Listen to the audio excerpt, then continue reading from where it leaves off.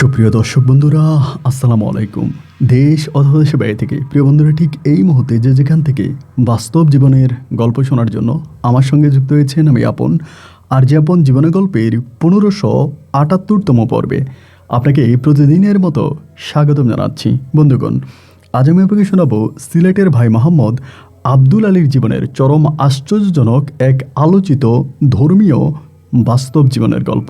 বন্ধুগণ, আজকের গল্পের টাইটেল 6 বছর সিলেটের মসজিদে ইমামতি করে সৌদির জিনের বাদশাহ। এই টাইটেল শুনে অনেকেই হয়তো মনে করতে পারেন যে এটা কোনো বানানো কিংবা রূপকথার গল্প। না বন্ধুরা, এটা মোটেও বানানো বা রূপকথার কোনো গল্প নয়। এটা সিলেটের জমিনে ঘটে যাওয়া আজ থেকে বহু বছর আগে চরম আলোচিত এক বাস্তব ঘটনা। আজও এই ঘটনার সাক্ষী হয়ে দাঁড়িয়ে আছে সেই গ্রামের এক অন্যরকম মাজার, যে ঘটনা হয়তো সিলেটের জমিনে থাকা অনেক মানুষরাই জানে। আজ আমি আপনাদেরকে শোনাবো এই ঘটনার মূল কাহিনী। আপনার পুরোটা গল্প আমার মুখে শুনুন এবং গল্প শেষে সিলেটের ভাই মোহাম্মদ আব্দুল আলীকে আপনার মতো করে একটা মন্তব্য কমেন্ট বক্সে লিখবেন। ধন্যবাদ সবাইকে। সুপ্রিয় দর্শক বন্ধুরা, আসসালামু আলাইকুম। আমার নাম মোহাম্মদ আব্দুল আলী, আমার বাড়ি সিলেট বিভাগে। বন্ধুগণ, আমি আমার জীবনের গল্পটা শুরু করার শুরুতে আপনাদেরকে আমার পরিবারের সম্বন্ধে জানিয়ে রাখি। আমার পরিবারে আমি আছি, আমার বাবা আছে, মা আছে, রয়েছে আমার দাদা দাদি সহ আমার কাকা ফুফি। আমাদের পরিবারে আরও সদস্য রয়েছে আমার বড় একটা বোন সহ ছোট 2টা ভাই। আমরা টোটাল 3 ভাই 1 বোন। আমাদের পরিবারটা সিলেট বিভাগ থেকে অনেক দূরের কোনো এক পাহাড়ি এলাকায় বনগেশা অজপাড়া গায়ের এক নিম্ন মধ্যবিত্ত পরিবার। আমার বাবা পেশায় একজন কৃষক। কৃষিকাজের পাশাপাশি আমার বাবা গরুর ব্যবসা করে, মানে গরু পালন করে। কোরবানির ঈদ সহ বিভিন্ন জায়গায় আমার বাবা গরু বিক্রি করে। আমি খুব ছোটোবেলা থেকে দেখে আসছি কৃষিকাজের সাথে আমাদের পরিবারটা পারস্পরিকভাবে জড়িত। শুধু আমাদের পরিবার বললে ভুল হবে, আমাদের গ্রামে যতগুলো পরিবার রয়েছে তারা প্রায় 90% মানুষ এই কৃষিকাজ এবং গরু পালনের সাথে জড়িত। এই জিনিসগুলো দেখে দেখে আমার শৈশবগুলো কাটতে থাকে। আমাদের এলাকায় তেমন কোনো স্কুল মাদ্রাসা ছিল না, যার জন্য আমার শিক্ষা জীবনের তেমন কোনো উন্নতি হয়নি। শুধুমাত্র বাবা মায়ের মুখে নিজের নামটা আমি কোনো রকম লিখতে পেরেছি। আমাদের গ্রামে নিজের নাম লিখতে পারা মানুষটাই উচ্চশিক্ষায় শিক্ষিত ছিল, কারণ এই গ্রামের প্রায় 95% মানুষ শুধুমাত্র টিপসইয়ের উপরেই চলে যেত। তারা কখনো কোনো দলিলে বা কাগজে সিগনেচার করতে পারতো না। যে সিগনেচার করতে পারতো বা চিঠি পড়তে পারতো বা লিখতে পারতো, সেই ছিল আমাদের এলাকায় উচ্চশিক্ষায় শিক্ষিত মানুষ। তাদের মাঝে আমিও একজন ছিলাম, কারণ আমি রিডিং পড়তে পারতাম, চিঠি লিখতে পারতাম এবং নিজের নাম দস্তক্ষরও করতে পারি। এমন করে আমি মোটামুটি প্রায় অনেকটাই বড় হয়ে যাই। আমার বয়স তখন প্রায় 7 থেকে 8 বৎসরের কাছাকাছি। সেই মুহূর্তে আমাদের গ্রামে একটা অন্যরকম ঘটনা ঘটে। আগে আমি আপনাকে আমাদের গ্রামের বর্ণনাটা দিয়ে রাখি। আমাদের গ্রামটা এমন একটা গ্রাম, আমাদের গ্রামের 2 পাশে ছিল পাহাড় এবং এক পাশে ছিল একটা খাল। আমরা গ্রাম থেকে বের হলে ওই খালে দিয়ে অন্য কোনো জায়গায় যাওয়া লাগতো, এবং যে 2 পাশে পাহাড় ছিল আর অন্য যে একটা সাইড ছিল, এটা ছিল ঘন জঙ্গলে ঘেরা। মানে এত জঙ্গল ছিল যা ঠিক বলার মতো না। সন্ধ্যার পরে আমাদের গ্রামটা হয়ে যায় এক ভুতুড়ে গ্রাম। কেননা অনেকেই বলা বলি করে আমাদের গ্রামের পাশে যে বিশাল জঙ্গল রয়েছে এর ভিতরে কি আছে আজও আমাদের গ্রামের পূর্বপুরুষরাও তা ঠিক ক্লিয়ার বলতে পারে না। অনেকেই বলে গভীর রাতে ওই বনের ভিতর থেকে এক ভয়ানক শব্দ তারা শুনতে পায়। এরকম করে করে 8-10 বৎসর বয়স আমার আনুমানিক। সে সময় আমাদের গ্রামে একটা অন্যরকম সমস্যা দেখা দেয়। তা হলো, আমাদের গ্রামের যেহেতু সব মানুষরাই গরু পালনের উপরে নির্ভরশীল ছিল, দেখা যায় প্রতিটা পরিবারে 10টা, 5টা, 7টা করে গরু ছিল। সবাই মোটামুটি গরু পালত। হঠাৎ এক ভিন্ন রকম সমস্যা দেখা দেয়। আমরা আমাদের গ্রামের বেশিরভাগ গরুগুলোকে ছেড়ে দিতাম। সকালবেলা খালি মাঠে গরু ছেড়ে দিতাম এবং বিকালবেলা সে গরুকে বাড়িতে নিয়ে আসতাম। হঠাৎ করে দেখা গেল যে দুপুরবেলা অথবা বিকেলবেলা যখন গরু আনার জন্য মাঠে যাইতাম, তখন দেখতাম যে 1টা 2টা গরু আপনার জমিনের মধ্যে পড়ে আছে, এবং এমনভাবে পড়ে আছে যে দেখে মনে হয় তাদেরকে হিংস্র কোনো পানি খেয়েছে এবং তাদের কলিজা গুদ্দা সহ ভিতরের নাড়ি বুড়ি খাওয়া, শরীরের মাংসের মধ্যে হাত দেয়নি। এই জিনিসটা প্রথমত 1টা 2টা গরুর মাঝে দেখতে পেলাম। তো যখন একটা দুইটা গরুর মাঝে এরকম সমস্যাগুলো দেখা দিল, সবাই তখন বলাবলি করতেছে যে যেহেতু এই বনের মধ্যে অনেকেই বলে যে বাঘ আছে, বাঘসহ অন্য অন্য বন্য প্রাণীরা এই বনের মধ্যে থাকে। পরিসংখ্যান করে বলতে পারি না, বাট ধারণা করা হয় যে হ্যাঁ, এখানে বাঘ বা অন্য অন্য বন্য প্রাণী থাকে। তো গ্রামের সবাই তখন মানে এটাই ভাবলো যে তাই হইতে পারে, সম্ভবত ওই বনের ভিতর থেকে কোনো বাঘ বেরিয়ে আসে এবং বেরিয়ে এসে আমাদের এই পোষা প্রাণীগুলোকে খেয়ে ফেলে। সবাই তখন খুব বিপাকে পড়ে গেল, টেনশনে পড়ে গেল, কি করা যায়। এক এক করে প্রায় অনেকের গরু এরকম খেয়ে ফেলতেছে। শুধু গরু নয়, গরুর যে বাছুর আছে, ছোট বাচ্চা আছে, এগুলোর সঙ্গেও এরকম নৃশংস ঘটনাগুলো ঘটতে থাকে। সবার মাথায় তখন চিন্তার ভাঁজ পড়ে গেল যে কি করা যায়। এইভাবে যদি কাটতে থাকে তাহলে তো এই গ্রামে গরু পালন করা দায় হয়ে যাবে।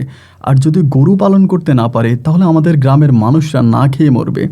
সকালবেলা গরুর দুধ দুহাইয়া সেগুলো বাজারে নিয়ে বিক্রি করা, এটাই ছিল গ্রামের মানুষের দিনের প্রথম কাজ। যদি গরু না থাকে তো দুধ কোথায় পাবো।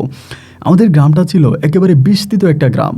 ফসলের মাঠ ছিল আপনার মাইলের পর মাইল, যেখানে কোনো ফসলাদি হতো না। তো সেই জায়গাগুলোর মধ্যে আমরা গরু ছেড়ে দিয়ে রাখতাম। আমাদের গরু পালন করার জন্য এক্সট্রা কোনো কিছু খরচ হতো না। গরুর খোল বা এটা সেটা খাওয়ানোর জন্য এক্সট্রা কোনো খরচ নাই। মাঠের মধ্যে গরু ছেড়ে দিলে এটা পুরো মাঠে ঘুরে একেবারে বিকেলবেলা পেট ভরে ঘরে চলে আসতো। তো এই জন্য আমাদের এই গরুর ব্যবসাটা বেশ লাভজনক একটা ব্যবসা ছিল। এইরকম সমস্যা যখন দেখা দিল তখন আর কি করা যায়। এক একজনই চিন্তা করতেছে কি করব। এর মাঝে গ্রামের সবাই মিলে সিদ্ধান্ত নিল যে একটা কাজ আমরা করতে পারি, তা হচ্ছে যেহেতু আমাদের গ্রামের দুই পাশে হচ্ছে পাহাড়, এক পাশে হচ্ছে খাল এবং অন্য পাশে হচ্ছে এই বনটা, আমরা একটা কাজ করি, দুই পাহাড়ের মাঝখানে যে জায়গাটা আছে এইটার মধ্যে আমরা বেড়া দিয়ে দিই। বাঁশ কেটে বা যেভাবে পারি বেড়া দিয়ে দিই। যদি বেড়া দিয়ে দিই তাহলে আর বন থেকে বাঘ বা অন্য অন্য বন্য প্রাণীরা এসে আমাদের গরুকে খেতে পারবে না। এই সিদ্ধান্তই তখন সবাই নিল। তবে একে একে ভাবতেছি এটা কোনো স্বাভাবিক কথা নয়, কারণ এটা হচ্ছে মাইলের পর মাইল একটা জায়গা, এত উঁচা এত লম্বা একটা জায়গা, কিভাবে আমরা মানে বাঁশ দিয়ে বেড়া দিব বা কীভাবে এই বেড়া দিব, এটা তো প্রায় 1 মাসেরও বেশি সময় লেগে যাবে। তখন এখানে আমরা অনেকের সঙ্গে আলোচনা করি, আমাদের গ্রামসহ আশেপাশের মানে খাল পার হওয়ার পরে যে গ্রামগুলো আছে ওনাদের সঙ্গেও। তারাও সব একই কথা বললো যে অবশ্যই বন থেকে বাঘ বা অন্য অন্য প্রাণীরা এসে গরু খেয়ে ফেলে, আপনি একটা কাজ করেন, এই জায়গাটার মধ্যে সম্পূর্ণভাবে বেড়া দিয়ে দেন। তা আমাদের গ্রামের মানুষ তখন সম্পূর্ণ সিদ্ধান্ত রয়েছে তারা এই কাজটাই করবে। তখন কি করলো, বাঁশ সংরক্ষণ করতে শুরু করলো। আমাদের গ্রামসহ আশেপাশের গ্রাম থেকে অনেক মানে আপনার সরকারি জমিতেও বাঁশ গাছ ছিল সেই সময়টাতে, সেখান থেকে বাঁশ সংরক্ষণ করা শুরু করলাম। প্রায় 15-20 দিনের মতো আমরা বাঁশ কেটে আনলাম এবং বাঁশ কেটে আনার পরে এবার বেড়া দেওয়ার পালা। সূর্য মামা উকি দেওয়ার সঙ্গে সঙ্গে গ্রামের মানুষরা পলিথিনে ভাত পেঁচিয়ে নিয়ে চলে যেত ওই পাহাড়ের পাশে। সেখান থেকে শুরু হলো বাঁশ রোপণ করা, মানে আপনার বেড়ার কাজ সম্পূর্ণ করা। আমরা সকাল থেকে রাত অবধি পর্যন্ত আমার মনে আছে গ্রামের জোয়ান বৃদ্ধা ভীরু এবং হচ্ছে পুরুষ মহিলা যারা ছিল সবাই তখন একইভাবে কাঁধে কাঁধ মিলিয়ে এই বেড়া দেওয়ার কাজ শুরু করলো। আমাদের প্রায় 18 দিনের মতো লেগেছে সম্পূর্ণ বেড়াটা দিতে। আপনি বুঝতে পারেন একটা গ্রামের সম্পূর্ণ মানুষ মানে সব মানুষগুলো একসাথে 18 দিন কাজ করার পরে এই বেড়াটা আমরা তখন সম্পূর্ণ করতে পারি। বেড়াটা যখন সম্পূর্ণ হয়ে গেল তখন সবাই মিলে চিন্তা করতেছিলাম যে আলহামদুলিল্লাহ এবার হয়তো আমরা নিরাপদ। এখন থেকে আর আমাদের গবাদি পশুগুলোকে কোনো বন্য প্রাণী আক্রমণ করতে পারবে না। এবার আমরা অন্তত 2 টাকার দুধ বিক্রি করে আমরা ভালোভাবে চলতে পারবো। কিন্তু ভাই কাজের কাজ কিছুই হলো না। বেড়া সম্পূর্ণ করার পরেও দেখা গেল যে না, একইভাবে প্রায় 2-1 দিন পর পরে কোনো না কোনো একটা গরুর কলিজা থাকতেছে না, হ্যাপসা থাকতেছে না, পেটের ভিতরের নাড়িভুড়ি থাকতেছে না। আমরা যেভাবে বেড়া দিয়ে রেখেছি, বেড়ার উপর দিয়ে কোনো বন্য প্রাণী আসা বা কোনো বাঘ বা অন্য কিছু আসা কোনোভাবে এটা সম্ভব নয়। কি করা যায় তাহলে? এবং এরপরে আমরা আশেপাশের গ্রামের আরও কিছু লোকজনদেরকে বিষয়টা জানালাম। তখন কেউ আলোচনা করতেছে যেগুলো চিতাবাঘ, বাঘের মতো তো নয়, ভাগ আছে যেমন চিতাবাঘ কিন্তু আপনার এরকম বেড়া বেয়ে উপর দিয়ে চলে আসতে পারে। তখন সবাই বলতেছে যে সম্ভবত এটা চিতাবাঘের কাজ, চিতাবাঘের এরকম করে, ওরা এরকম বেড়া বেয়ে উপর দিয়ে হয়তো চলে আসতেছে। তাহলে কি করা যায়? কিন্তু ভাই অবাক করার বিষয় হচ্ছে যে প্রাণীগুলোকে খেয়ে ফেলতেছে, ওই প্রাণীগুলোর মাঝে আমরা বিন্দু পরিমাণেরও বাঘের কোনো ছাপ পাই না। এই যে বাঘে ধরবে, তারপরে হচ্ছে বিভিন্ন ধরনের বাঘের আপনার নোকের ছাপ থাকবে, বা বাঘ যে হাঁটাচলা করতেছে তাদের একটা পায়ের ছাপ থাকবে, এইরকম কোনো কিছুই কিন্তু আমরা দেখতে পাচ্ছি না, এরকম কোনো কিছুই নেই। তাহলে আমরা শিওরও হতে পারতেছি না যে না আসলে এটা বাঘ ছিল। তো কি করব? তখন আসলে কেউ কোনো কিছু উপায় বুদ্ধি খুঁজে পাইতেছে না, সবাই তখন টেনশন করতেছে। এত কষ্ট করে প্রায় 18 দিন আমরা সবাই মিলে রাত দিন মিলিয়ে কাজ করে বেড়ার কাজটা সম্পূর্ণ করলাম, কিন্তু এতে লাভের লাভ আর কিছুই হলো না। সে একইভাবে গরু নষ্ট হচ্ছে। এবার বসা গেল পাহারা। এবার আমরা সিদ্ধান্ত নিলাম যে ঠিক আছে, তাহলে আমরা পাহারাতে বসবো। আমরা তখন করলাম কি, গ্রামের একদল মানুষ, ধরেন প্রতি ঘর থেকে একজন নিয়ে এরকম 5 জন বা 7 জন মিলে তখন আমরা এই বেড়ার পাশে পাহারায় বসলাম। হাতে লাঠি সোটা যার যা কিছু আছে তাই নিয়ে তখন আমরা সকাল থেকে বিকেল অবধি এই মাঠের মধ্যে, এই বেড়ার মধ্যে বসলাম। তো আমরা বেড়ার মধ্যে বসে আছি, মানে পাহারা দিচ্ছি কোনো চিতাবাঘ বা অন্য কোনো বন্যপ্রাণী যাতে এই বেড়া ডিঙিয়ে ভিতরে আসতে না পারে। সারাদিন বসে রইলাম। বিকেলবেলা খবর পাওয়া গেল অমুকের গরুর কলিজা নাই, অমুকের গরুর হ্যাপসা নাই, অমুকের গরুকে হত্যা করা হয়েছে। তখন আমরা শিওর হয়ে গেলাম যে আরে না, আমরা তো জায়গার মধ্যে দাঁড়াইয়াছিলাম, সারাটা দিন আমরা পাহারা দিয়েছিলাম, বন থেকে তো একটা পিঁপড়েও বেরিয়ে আসতে আমরা দেখি নাই।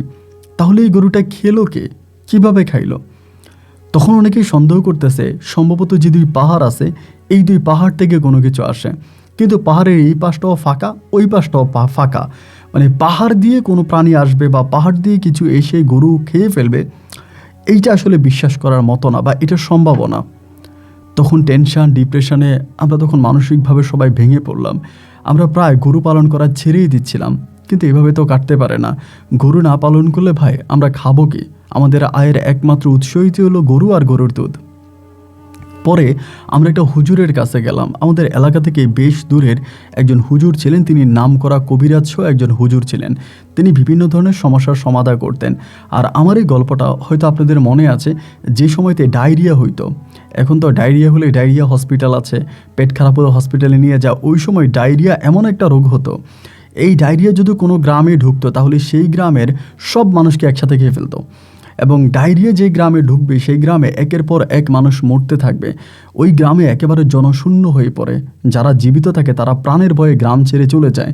এই ডায়রিয়ার গ্রাম থেকেও মানে রক্ষা করতো ওই হুজুরটা, আমরা যে হুজুরের কাছে গিয়েছিলাম। গ্রামে কোনো গজব পড়লেই আমরা তখন দৌড়িয়ে ওই হুজুরের আশ্রয় নিতাম এবং হুজুর এসে তার চিকিৎসার মাধ্যমেই আমরা গ্রাম থেকে এই অবমুক্ত বা অসাধু শক্তির হাত থেকে গ্রামকে মুক্ত করতাম।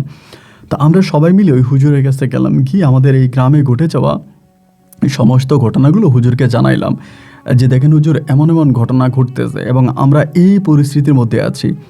হুজুর মোটামুটি আমাদের সব কথা শুনলো, শুনে বলতেছে যে আপনাদের কথা ঠিক আছে, কিন্তু আমি আপনাদের গ্রামে একদিন যাব। একদিন একটা ডেট হলো মঙ্গলবারের দিন হুজুর তখন আসবে। মঙ্গলবার দিন সকালবেলা হুজুর তখন আমাদের গ্রামে আসছে। উনি মানে একেবারে পাগড়ি পরে থাকে। ওনার অরিজিনাল বাড়ি হচ্ছে ইন্ডিয়াতে, বাট তিনি এখানে থাকে, বিয়ে করেছে এখানে থাকে এখানে, কিন্তু তিনি একজন পীর, তার অরিজিনাল বাড়ি ইন্ডিয়া। আচ্ছা যাই হোক, পরে মঙ্গলবার দিন উনি আসছে আমাদের গ্রামে। আসার পরে উনি পুরো বেড়াটা দেখছে, আমরা যে বেড়া দিয়েছিলাম 18 দিন পরিশ্রমের ফলে, ওই বেড়া দেখছে এবং গ্রামের পুরো 4-5টা হাঁটছে। হেঁটে উনি একটা জায়গা নির্ধারণ করছে, মানে বন থেকে কোনো বন্য প্রাণী যদি আসে তাহলে আসার একটা পথ আছে। এই পথটা তিনি তখন ধার্য করলো যে বন থেকে বন্য প্রাণী এই রাস্তা দিয়ে আসতে পারে। এই রাস্তাটা থেকে তিনি একটা জায়গা নির্ধারণ করে বললেন যে আপনারা একটা কাজ করেন, আপনাদের গ্রামে তো গ্রামের ভিতরে একটা মসজিদ আছে। বলে হ্যাঁ, আমাদের গ্রামের ভিতরে একটা ছোটোখাটো মসজিদ রয়েছে, অত বড় না। উনি বলল আপনারা ওই মসজিদটা ভেঙে ফেলেন, বা ওটা থাক সমস্যা নাই, আপনারা উক্তীয় নামাজ পড়েন, কিন্তু আপনারা এখানে একটা মসজিদ নির্মাণ করেন এবং মসজিদ নির্মাণ করে আপনারা এই মসজিদে সবাই সালাত আদায় করবেন। ফজর, জোহর, আসর, মাগরিব, এশা, আপনারা 5 ওয়াক্ত নামাজ এই মসজিদে জমাতের সহিত আদায় করবেন এবং এই মসজিদে সারাক্ষণ আপনারা জিকির আজকারের সাথে মিলিত থাকবেন, জিকির আজকার করবেন। আশা করছি এটা যদি করেন তাহলে আপনারা এই ঘটনা থেকে মুক্তি পাবেন। হুজুরের বা ওই পীরের কথা শুনে আমরা সবাই এক বাক্যে তখন প্রস্তুতি নিলাম যে হ্যাঁ, পীর সাহেব যেটা বলেছে আমরা সেটাই করব। আমরা গ্রামের সব মানুষরা এখানে একটা মসজিদ নির্মাণ করব। এইবার বেড়ার কাজ শেষ হওয়ার পরে আমরা মসজিদের কাজে লেগে পড়লাম। আবারও সে বাঁশ, কাঠ এবং আপনার বিভিন্ন ধরনের টিন নিয়ে এসে আমরা মসজিদ নির্মাণের কাজে লেগে গেলাম। একে একে সবাই মিলে তখন ওই বনের পাশেই একটা আপনার মসজিদ নির্মাণ করে ফেললাম। বেশ বড়ও না আবার ছোটও না, ওরকম একটা মসজিদ নির্মাণ করলাম। তো মসজিদ নির্মাণ করার পরে দেখা গেল যে আমরা তখন ওই মসজিদে মানে কোনো ইমাম পাচ্ছিলাম না, কারণ নামাজ পড়ানোর জন্য তো একজন ইমাম সাহেব লাগবে। আমাদের গ্রামের মানুষরা তারা এত কামেল না যে তারা নামাজ মানে পড়াইতে পারবে বা ইমামতি করতে পারবে। এবার আমরা ইমামের সন্ধান করতেছিলাম, এই গ্রাম ওই গ্রাম প্রায় সমস্ত গ্রামে আমরা ইমাম খুঁজে বেড়াচ্ছিলাম, কোথাও ইমাম সাহেবকে পাওয়া যায় না। এবং কোনো ইমামই মানে কোনো হুজুর আমাদের মসজিদে ইমামতি চাকরি করার জন্য আসে না, যেহেতু ইতিমধ্যে আমাদের এই গ্রামের ঘটনা এই প্রান্ত থেকে ওই প্রান্ত পর্যন্ত এবং সবার কানে কানে ছড়িয়ে গেছে যে এখানে এমন একটা ঘটনা ঘটেছে, যার কারণে আমরা আর কোনো ইমাম পাচ্ছি না। মানে আমাদের মসজিদে নামাজ পড়ার মতো আর কাউকে মানে নামাজ পড়ানোর মতো কোনো লোককে পাওয়া যাচ্ছে না। প্রায় বেশ কয়েকটা মাস ধরে আমরা ইমাম খুঁজলাম, না পেয়ে আমরা ওই হুজুরের দ্বারস্থ হলাম। আবার গিয়ে হুজুরকে বললাম যে হুজুর, আমরা তো কোনো ইমাম সাহেব পাই না, আমরা এই গ্রাম ওই গ্রাম প্রায় সব গ্রামে ইমাম খুঁজেছি, আমাদের মসজিদে ইমামতি করার জন্য কেউ আসে না, আমরা এখন কি করতে পারি? হুজুর তখন বলল যে ঠিক আছে, আপনারা টেনশন নিয়েন না বা আপনারা বিব্রত হবেন না, আমি আমার পক্ষ থেকে আপনাদের জন্য একজন ইমাম পাঠাবো। এরপরে হুজুর তার কাছে মানে বয়ান নেওয়া, তালিম নেওয়া একটা ছেলেকে তখন তিনি বললেন যে তুমি ওই মসজিদে ইমামতি করবা, তাদের সঙ্গে ইমামতি করবা, তুমি সেখানে থাকবা। এবং এটা বলার পরে ছেলেটার বয়স একেবারে টাগরা ছিল, মানে 18-20 বছরের মতো ছিল, দেখতে শুনতে একেবারে সুন্দর, লম্বা, সুদর্শন বডি ছিল। তারা তখন আমাদের ওই মসজিদে ইমামতির দায়িত্ব দিয়ে ওই পীর সাহেব পাঠালো। আলহামদুলিল্লাহ, তাকে ইমামতির দায়িত্ব দেওয়ার পরে তিনি খুব সুন্দরভাবে আমাদের গ্রামে আসছে, গ্রামে হাঁটাচলা করছে, সবার সঙ্গে কথাবার্তা বলেছে। এবং এরপরে উনি একদিন ফজরের নামাজ ধরে শুরু করলো আমাদের মসজিদে ইমামের দায়িত্ব পালন করা। তো কয়েকটা দিন বেশ ভালোই যাচ্ছিল। এখানে আপনাকে আরেকটা কথা বলে রাখি, আমাদের কিন্তু এই মসজিদ নির্মাণ করার পরে বা এগুলো করার পরে কিন্তু আমাদের এই যে সমস্যাটা মানে গরু খেয়ে ফেলার যে একটা সমস্যা, এটা থেকে কিন্তু আমরা রেহাই পেয়ে গেছি। এখন কিন্তু আর এই সমস্যাটা হচ্ছে না, আমাদের গরু খেয়ে ফেলতেছে না বা গরু আগের মতোই আছে, আর কোনো সমস্যা কিন্তু আমাদের হচ্ছে না। আমরা কিন্তু লাকিলি এই জিনিসটা অনেকটা ভালো পাইছি যে হ্যাঁ, এটা আমাদের জন্য অনেক গুড লাগছিল। তো আমরা তখন করলাম কি, ওই হুজুরটাকে, ওনার নাম ছিল মুসা হুজুর, মুসা ওনারা সবাই আমরা বলতাম, নাম ছিল মুজাম্মেল কিন্তু সবাই মুসা বলতো, মোজাম্মেল। তো মুসা উনি তখন আমাদের এই মসজিদে ইমামতি করতেছে, ফজরের নামাজ পড়াইলো, জোহর পড়াইলো, আসর পড়াইলো। আলহামদুলিল্লাহ, আমরা তখন আজাব মুক্ত হয়ে গেলাম। এইভাবে সপ্তাহখানিক উনি আমাদের এই মসজিদে ইমামতি করে। সপ্তাহখানিক পরে উনি একটা সময় জ্বরে আক্রান্ত হয়। যখন জ্বর উঠে ওনার, মানে স্বাভাবিকভাবে মানুষের জ্বর উঠতেই পারে, যেরকম প্রত্যেকটা মানুষের জ্বর হয়, এরকমভাবে আমরা ভেবেছিলাম যে ওনার জ্বর হয়েছে। আমরা সেই সময়তে ডাক্তার এনেছিলাম বা যেভাবে ওনার চিকিৎসা করা দরকার সেভাবে আমরা চিকিৎসা করি, কিন্তু দেখা গেল ওনার জ্বরের পরিমাণ মানে জ্বর আরও বাড়তেছে, মানে জ্বর কমতেছে না, আরও বাড়তেছে। এবং একটা সময় এমন কাঁপুনি দিয়ে জ্বর আসে যে তিনি উল্টাপাল্টা কথা বলতে শুরু করে, এমন একটা অবস্থা। তার এই অবস্থা দেখে আমরা কোনোভাবেই শান্ত হতে পারলাম না। তারে ডাক্তার, কবিরাজ এবং যত জায়গায় নিয়ে গেলাম, তারে দেখাইলাম, বাট তার জ্বর ভালো হয় না। এক সময় আমরা তখন পীর সাহেবের কাছে ছুটে গেলাম, গিয়ে বললাম যে আপনি যে লোককে দিয়েছিলেন তিনার তো এই অবস্থা এবং তার জ্বর তো সিনে পুড়ে যাচ্ছে, আজকে দীর্ঘদিন ধরে জ্বরে ভুগতেছে, আমরা তো অনেক হুজুর, কবিরাজ অনেক জায়গায় দেখাইছি, সে তো ভালো হয় না। পীর সাহেব তখন আমাদের উপর রেগে গিয়ে বলল যে লোকটাকে আমি আপনাদের মসজিদে পাঠিয়েছি, সে যদি জ্বরে ভোগে আপনারা তো আমাকে জানাবেন, আমাকে তো আপনাদের জানানো দরকার ছিল, আমাকে কেন জানালেন না, আমাকে কেন বললেন না? আমরা তখন বললাম যে হুজুর, আসলে আপনাকে বলা হয়নি, এইটা আমাদের তরফ থেকে আমাদের ভুল হয়েছে, এখন তো এই অবস্থা, আমরা এখন কি করব? উনি বলেন আপনারা কাজটা একদমই ভালো করেন নাই, এটা খুবই খারাপ করছেন, আপনারা আমাকে বিশেষ করে আমাকে জানানোর দরকার ছিল, আমার একজন ছাত্র বা আমার একজন মানে শিষ্যের এই অবস্থা, এটা বলবেন না। তখন তিনি সেখান থেকে রওনা দিলেন এবং তিনি একটা পানি পড়া দিলেন, বললেন এই পানি পড়াটা আপনারা তারা নিয়ে খাওয়াই দিবেন এবং আমি আজকে এর পরের দিন সকালবেলা আপনার আগামী দিন সকালবেলা আমি ভোরে যাব। তা আমরা তখন পীর সাহেবের কাছ থেকে চলে আসি পানি পড়া নিয়ে। এশার নামাজের আজান হয়ে গেছে, আমরা সালাত আদায় করে ওনার কিন্তু আমরা সবসময় সাথে করে নিয়ে যাইতাম, যে আপনারা আমাদের বাড়িতে থাকেন, মসজিদে কিন্তু রাখতাম না। এবং জ্বর হওয়ার আগেও যখন তিনি এখানে মানে চাকরি করে, তখন থেকে তারে আমরা আমাদের গ্রামের ভিতরেই নিয়ে রাখি, এখানে রাখি না। তো সেদিন তারাই বললাম যে হুজুর আপনি চলেন এবং আপনি আমাদের সঙ্গে চলেন। বাট ওই রাতে ইনি কেন জানি বলতেছে যে না, আমি যাব না, আমি আপনাদের সঙ্গে যাব না। তো আমরা বললাম, কেন যাবেন না কেন? আমরা তো পীর সাহেবের কাছ থেকে পানি পড়া এনেছি, এই যে পানি পড়া, আপনি পানি পড়া খান এবং পানি পড়া খেয়ে আমাদের সঙ্গে চলেন। এখানে আপনার একা একা থাকাটা নিরাপদ না, কোনো না কোনো একটা বিপদ হয়ে যেতে পারে, আপনি এখানে থাকেন, আপনি আমাদের সঙ্গে চলেন। ইনি এক বাক্যেই বলতেছেন, না আমি যাব না, আমি আপনাদের সঙ্গে যাব না, আমি মসজিদে থাকবো, যেহেতু পীর সাহেব আমার জন্য পানি পাঠিয়েছে, আমার ইনশাল্লাহ কিচ্ছু হবে না, আমি ফজরে আজান দিব, আপনারা নামাজ পড়তে আইসেন। সবাই তখন বললাম যে কি বলেন, আপনার জ্বরে শরীর পুড়ে যাচ্ছে, আপনি এমনভাবে জ্বরে আক্রান্ত, আপনি ফজরে আজান দিবেন কি করে? আমরা নিজেরাই সে সালাত আদায় করব, আপনি চলেন হুজুর। উনি বলে যে না আমি যাব না, যদি পারেন আমার জন্য খাবার পাঠাই দিয়েন। এই কথা বলে সবাই তখন চলে গেছে। আমার আব্বা তখন আমারে বলতেছে যে আব্দুল আলী, তুই হুজুরের জন্য খাবার নিয়ে যা। আমি আব্বারে বলতেছি না আমি যাব না, আমার ভয় লাগতেছে। আব্বা বকাবাদ্য করার পরে আমি তখন হুজুরের জন্য খাবার নিয়ে গেছিলাম।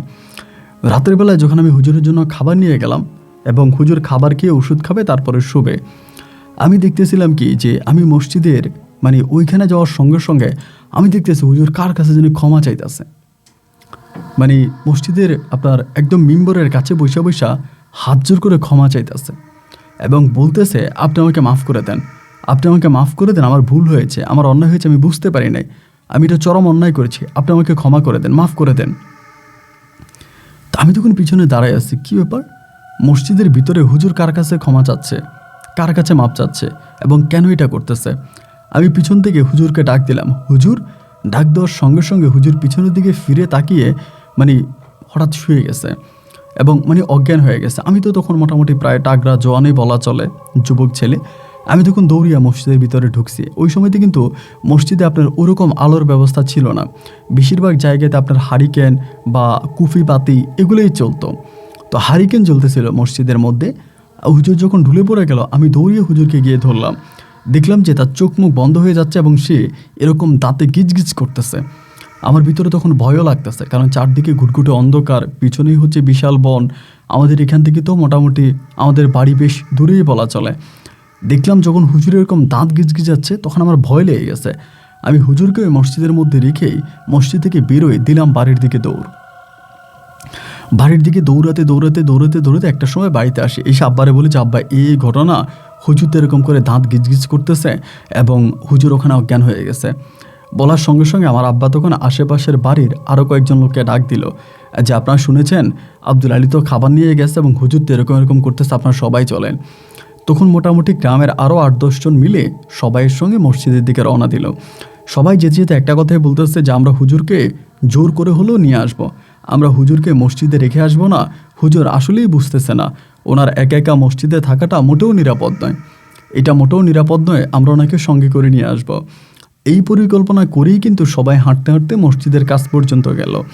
কিন্তু অবাক করার বিষয় হলো মসজিদের কাছে যাওয়ার পরে সবাই কেমন জানি একটু অবাক হয়ে গেছে। মানে মসজিদের ভিতরে যে বাতিটা জ্বলতেছিল, মানে হারিকেন জ্বলতেছিল, হারিকেনের আলোটা এত বেশি ছড়ায় গেছে যা অবাক করার মতো।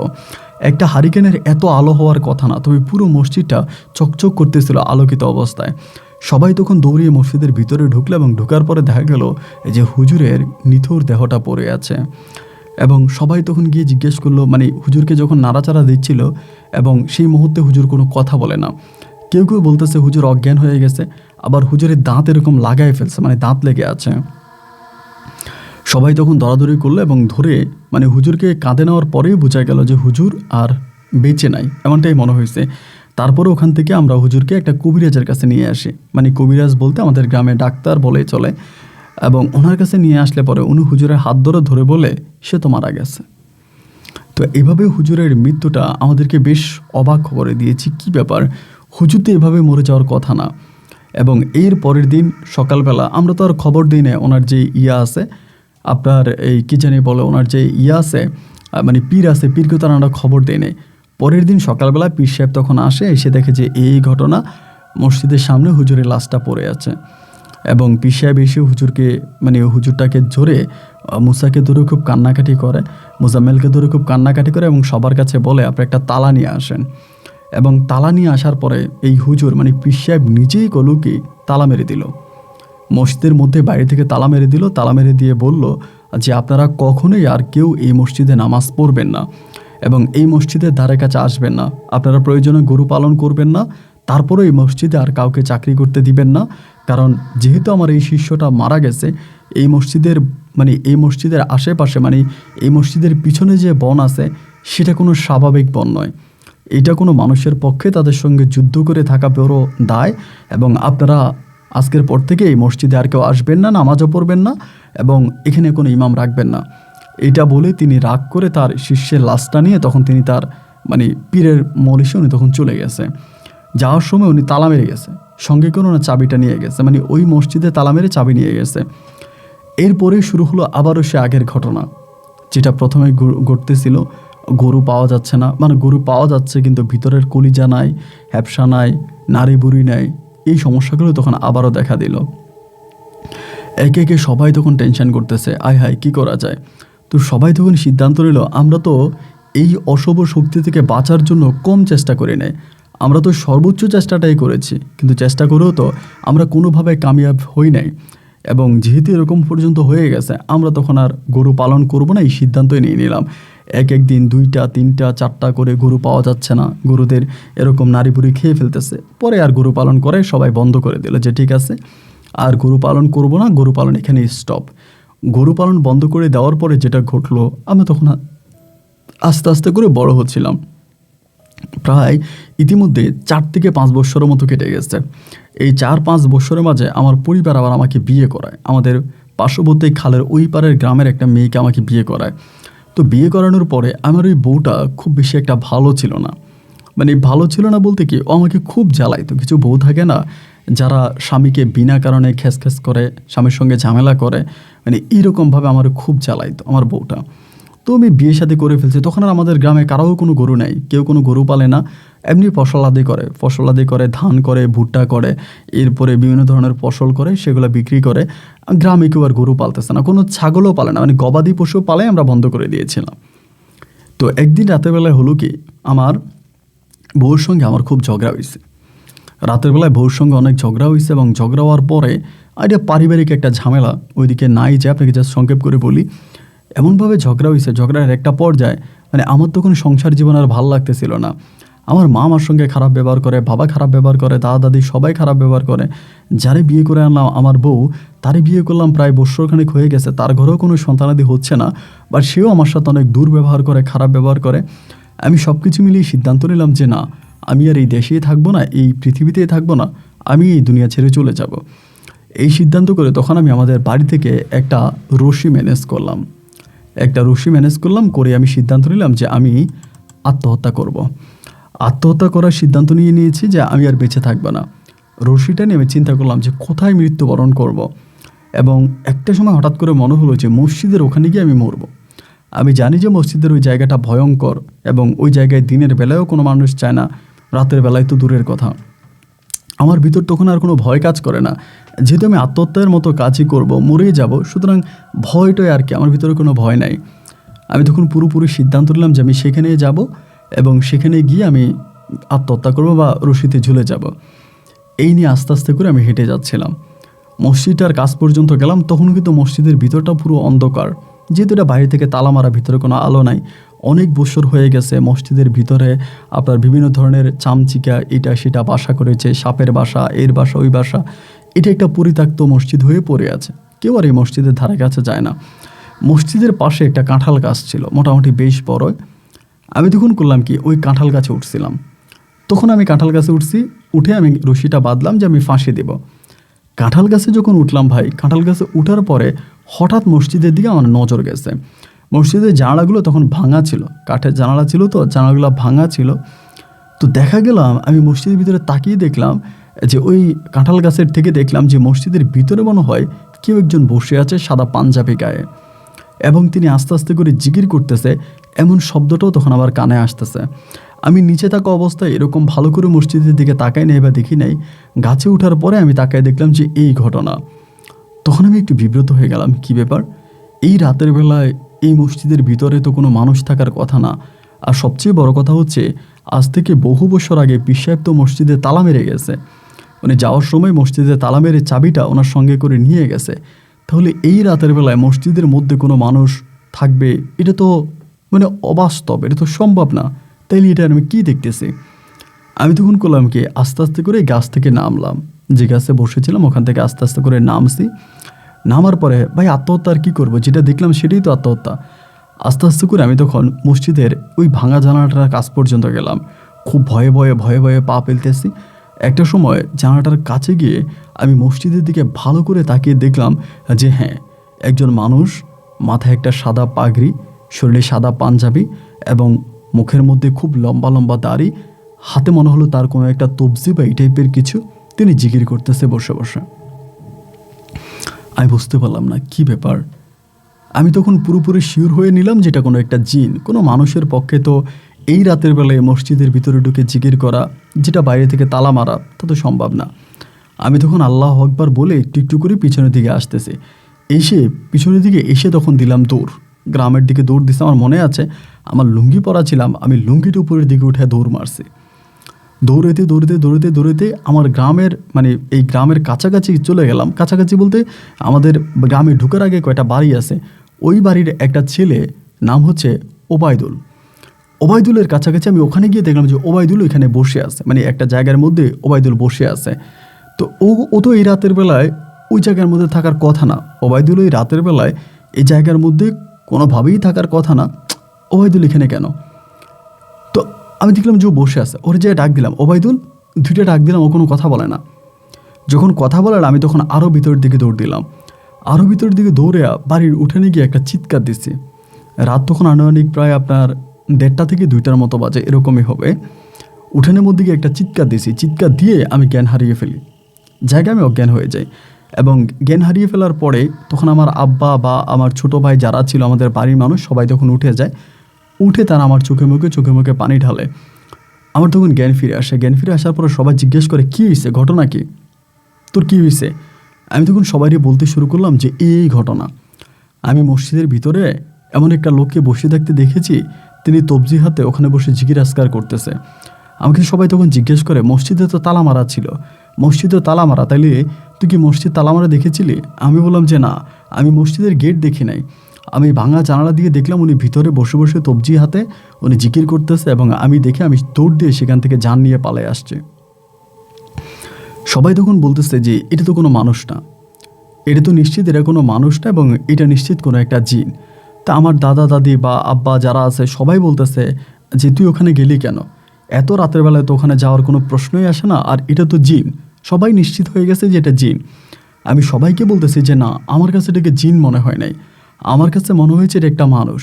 আমার দাদি তখন বলতেছে আরে বোকা, জিন তো মানুষের সুরত ধরেই আসে, আর এরকম পরিত্যক্ত মসজিদ যেখানে মানুষজন যায় না, মানুষের আসা যাওয়া নাই, ওই মসজিদগুলোতেই বিশেষ করে জিনেরা গভীর রাতে নামাজ আদায় করে। এবং ওইটা হয়তো আমাদের দৃষ্টিতে বা আমাদের চোখে মসজিদটা নোংরা, ময়লা, এরকমটা হয়তো আমরা মনে করতে পারি বা আমরা দেখি, কিন্তু আদৌ মসজিদটা বেশ পরিষ্কার। জিনেরা কিন্তু সেটাকে পরিষ্কারভাবেই দেখতে পায়, তারা এখানে সালাত আদায় করে। এটা জিন ছিল। আমি দাদিকে বললাম যে দাদি এটা জিন না, আমি আপনাকে নিশ্চিত করে বলতে পারি এটা একটা মানুষ। আব্বা তখন বলে আচ্ছা ঠিক আছে, সকাল হোক, এবং সকাল হলে পরে আমরা গিয়ে দেখবো যে এটাকে। আমার দাদি তখন আমার আব্বারে বলে তুইও কি তোর ছেলের মতো পাগল হয়ে গেলি? সকালবেলা তোরা গেলে ওখানে কি দেখবি? জিনেরা কি সকাল পর্যন্ত বসে থাকবে? জিন তো সালাত আদায় করে চলে যাবে, সেখানে থাকবে কেন? আমার আব্বা বলে যদি জিন হয় তাহলে তো আর দেখবো না, কিন্তু মানুষ হলে তো দেখবো। আমি তখন আমার আব্বারে বলতেছি আব্বা আমি আপনাকে গ্যারান্টি দিয়ে বলতে পারি এটা কোনো একটা মানুষ, এটা কোনো জিন নয়। রাত কাটার অপেক্ষায় সবাই তখন বসে আছে আমাদের উঠানে। একটা পর্যায়ে আশেপাশের গ্রাম থেকে ফজরের আজান দিছে, মোটামুটি একটু একটু করে আলো ফুটতেছে। আমি তখন আব্বারে বললাম আব্বা এবার আপনি আমার সঙ্গে চলেন। আব্বা তখন বললো ঠিক আছে। আব্বা সহ আমার চাচা আর আমাদের গ্রামের আরও কয়েকজন মুরব্বী মিলে আমরা তখন এই পরিত্যক্ত মসজিদের দিকে হাঁটতে শুরু করলাম। হাঁটতে হাঁটতে মসজিদের কাছ পর্যন্ত গেছি, এবং যাওয়ার পরে আলহামদুলিল্লাহ আমি যেটা গতকালকে রাতের বেলায় দেখেছি আমি সেটাই দেখতে পাচ্ছি। মসজিদটা ময়লা নাই। মসজিদটার মধ্যে আমরা যেরকমভাবে মসজিদটা কাদায় দেখেছিলাম, ময়লা দেখেছিলাম, পাখির বাসা দেখেছিলাম, সাপের আনাগোনা দেখেছিলাম, তেমন কিছুই নেই। মসজিদটা ভিতরটা বেশ পরিষ্কার, এবং ঠিক মসজিদে আমরা যেখানে কয়েকটা ইট দিয়ে একটা ছোটো মিম্বার বানিয়েছিলাম, এই মিম্বারের কাছে হেলান দিয়ে একটা লোক ঘুমিয়ে আছে। তার গায়ে পাঞ্জাবি, মাথায় একটা পাগড়ি, হাতে একটা তবজি, এবং পোশাক আশাকগুলো বেশ পরিষ্কার। একটা বিছানার মধ্যে উনি হেলান দিয়ে বসে ওখানে ঘুমায় আছে। আমরা তো সবাই দেখে অবাক, কী ব্যাপার, এই লোক কোত্থেকে আসলো এবং তিনি এখানে এভাবে হেলান দিয়ে বসে আছে কেন, একে? এবং দেখে মনে হলো তিনি সারা রাত ইবাদত করেছে এবং এখন গভীর ঘুমে আছে। আমাদের গ্রামের একজন মুরব্বী তিনি তখন ডাক দিল, হুজুর, ও হুজুর, আসসালামু আলাইকুম। ডাক দেওয়ার পরে তিনি তখন চোখ মেলে তাকালেন, তাকিয়ে একটা মুচকি হাসি দিলেন। আমরা তখন স্পষ্ট বুঝতে পারলাম যে তিনি একজন স্বাভাবিক মানুষ, তিনি অলৌকিক কোনো কিছুই না। আমরা তখন বললাম যে হুজুর, এটা তো ভাঙে একটা মসজিদ। হ্যাঁ, এখানে আরেকটা কথা বলে রাখি ভাই, আমরা যেই তালাটা দেখেছিলাম ওই তালাটা কিন্তু ছিল না মসজিদের, ওখানে কিন্তু ওই তালাটাও ছিল না এবং মানে তালাটা নাই, টোটালি মসজিদ খোলাই ছিল। মনে হলো যেন উনি চাবি নিয়ে এসে তালা খুলে বা ভিতরে ঢুকছে, এরকমটাই মনে হচ্ছে। আমরা তখন জিজ্ঞেস করলাম যে হুজুর, আপনাকে তো ঠিক চিনলাম না, আমাদের এটা পরিত্যক্ত একটা মসজিদ, এই মসজিদে তো মানুষজন থাকে না, আপনি কোত্থেকে আসছেন, ঠিকানা কি, বার এখানে এসে নামাজ পড়তেছেন, আপনার বাড়ি কই? তিনি খুব ঠান্ডা এবং শান্ত একটা কণ্ঠে বললেন যে মসজিদ কখনো পরিত্যক্ত হয় না, মসজিদে মানুষ না নামাজ পড়লেও ফেরেশতারা এসে নামাজ পড়ে, ফেরেশতারা আসে, মসজিদ কখনো আপনার পরিত্যক্ত থাকে না, মসজিদ সবসময় সচল থাকে, আল্লাহর ঘর কখনো পরিত্যক্ত হয় না। আমরা সবাই তখন ওনার দিকে তাকিয়ে আছি। উনি উঠে যখন দাঁড়ালো, দেখে মনে হলো তিনি আমাদের থেকেও অনেক লম্বা। আমরা জিজ্ঞেস করলাম, হুজুর, আপনার বাড়ি কই? তিনি বলল, খুব স্পষ্টভাবে সুন্দরভাবে উত্তর দিলেন বাংলা ভাষায় যে আমার বাড়ি সৌদি আরব। আমরা তখন বললাম, আপনার বাড়ি সৌদি আরব, কিন্তু সৌদি আরব থেকে আপনি এখানে কিভাবে আসছেন? কোথায় সৌদি আরব আর কোথায় আমাদের এই সিলেটের প্রত্যন্ত এলাকা, এই জায়গায় আপনি কোত্থেকে আসছেন? উনি বলে, যেভাবে হোক আমি এসেছি, আপনাদের ডাকে হোক বা আপনাদের মায়ায় হোক আমি এই পর্যন্ত এসেছি। কেন, আমি আশা থেকে আপনারা অখুশি, আপনারা রেগে আছেন? আমরা সবাই বললাম যে না হুজুর, আমরা রাখবো কেন? আমরা আসলে বিশ্বাস করতে পারতেছিলাম না যে আমাদের অজপাড়া গায়ে সৌদি আরব থেকে একজন হুজুর আসছে, আবার সে কিনা বাংলা ভাষায় কথা বলতেছে। তিনি বলে, আমি সারা রাত ইবাদত করেছি, আমি প্রচুর ক্ষুধার্ত, আমাকে একটু খাবারের ব্যবস্থা করেন। আমরা মুহূর্তের মধ্যে কয়েকজনকে পাঠিয়ে দিলাম এবং সেখান থেকে বাড়ি থেকে খাবার নিয়ে আসলো এবং হুজুর সবার সামনে বসে বসে খাবার খাইলো। আমরা বেশি কিছু বলতে চাইলে হুজুর কথা না বলার জন্য ইশারা করলো এবং তিনি হুজুর আমাদেরকে বললেন যে তোমাদের সবার কাছে অনুরোধ, তোমরা আবারও গরু পালন করা শুরু করবা, তোমরা আবারও এই মসজিদে নামাজ পড়বা, আমি এই মসজিদে ইমামের দায়িত্ব পালন করব, তোমরা নামাজ পড়বা। আমরা সবাই বলতেছি আপনার ঠিকানা কি? কোনো ঠিকানা বলে না। মুহূর্তের মধ্যে বাতাসের মতো এই কথাটা ছড়িয়ে পড়ল গ্রামের এই প্রান্ত থেকে ওই প্রান্ত পর্যন্ত যে এক অলৌকিক হুজুর গতকাল রাতে হঠাৎ করে মসজিদ ভেঙে মসজিদের ভিতরে উনি জিয়ারাত করতেছে বা এরকম কথা। গ্রামের মানে পুরুষ মহিলা যারা ছিল সবাই তখন হুমড়ি খেয়ে পড়লো ওনাকে দেখার জন্য। বাড়ির লোকটা বেশ পর্দাশীল ছিল, কারো সামনে ওভাবে যাচ্ছেন না এবং মাথার ওই আপনার সাদা চাদরটা দিয়ে খুব কষ্ট করে নিজেকে ধরে রাখতেছে।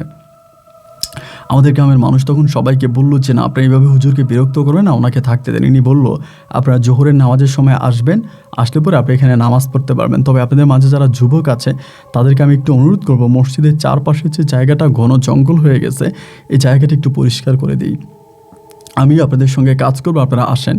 তো আমরাও তখন উৎসর্গ হয়েই আমরা বাড়ি থেকে আপনার দাও বা খুন্তি যা যা আছে তা নিয়ে আসি, এসে মসজিদের চারপাশটা বেশ পরিষ্কার করে ফেলি। মসজিদের কাজ করতে করতেই মোটামুটি ফজরে আজান দিয়ে আপনার জোহরে আজান দেয়। হুজুর তখন নিজেই দাঁড়িয়ে আজান দিলেন এবং দেওয়ার পরে আমরা এই প্রথম এত বছর পরে এই হুজুরের পিছনে আবারও আপনার জোহরের নামাজ আদায় করলাম।